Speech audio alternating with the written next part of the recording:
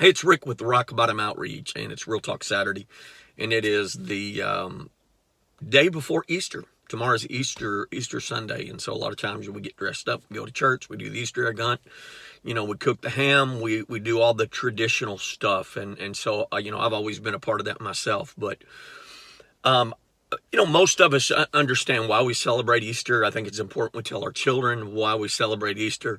But if we're to be Christ-like, to be like Jesus Christ, then I think it's important that we understand the kind of man that he was. And he was a man. He was a man just like us. But he was a simple man. He worked with his hands. He was a carpenter, blue collar, if you would. He rode a donkey. He walked where he went. People, didn't carry him around, and, he didn't have a, fancy stallion. He just blended in with the crowd. And I honestly didn't know a whole lot about him until I did a Bible study. And it was called, my memory's horrible, but I believe it was called The Character of a Man, the Life of Jesus. And it really talked about who Jesus was. And I think if we are going to, if we're going to be Christ-like, and the answer, what would Jesus do? We have to kind of understand. And there was a story in this Bible study that just summed it up for me. And so, understand, Jesus didn't say, this is my congregation, I'm Baptist. It had nothing to do with denomination, and so when he says, hey, pick up your cross and follow me, we're talking, if we're going to be Christ-like, that we abandon our life as we know it, and we answer that call, whatever that looks like. And a lot of times you're like, man, that's not what I really had in mind. I want to do this, or I want to do that. It's like, no, what has Christ called you to do? Because Jesus wasn't on a big stage.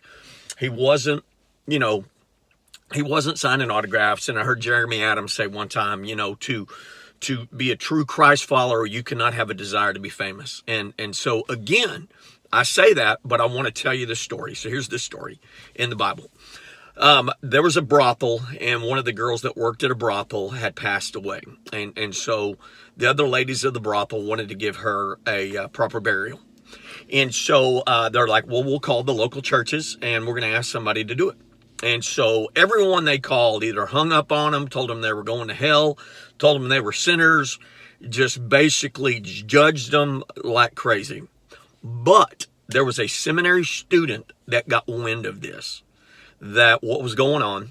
And so he actually went over there to the house, and he said, hey, I heard what you're looking for, someone to do a service, for your sister.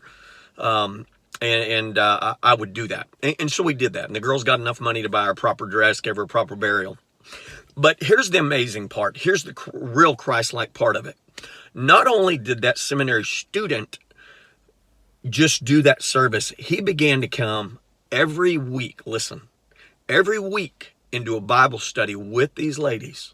Even though a lot of them were drunk or they were high, he did not judge them. He loved them. And over time, every one of those girls came to call Jesus Christ their personal Lord and Savior, and eventually left the business. What does that story have to do with? That, my friends, is Jesus. That is the kind of man Jesus was. Unconditional love, no flash, not before the crowd, not for his own personal notoriety, to everyone to go, hey, look at this. This young man humbled himself. He answered the call. He said, I'm going to take up my cross and I'm going to follow you, whatever that may look like. And to be a Christ follower is not easy. So I just think it's important that you remember the kind of person Jesus was, even when he never even defended himself. When they mocked him and said, if you are the Son of God, then come down from that cross. Not once did he defend himself. He was betrayed. He was mocked. He was spit on. He was crucified. What are you willing to sacrifice to follow Christ? It's Rick with Rock Bottom Outreach. Hey, have a great Sunday.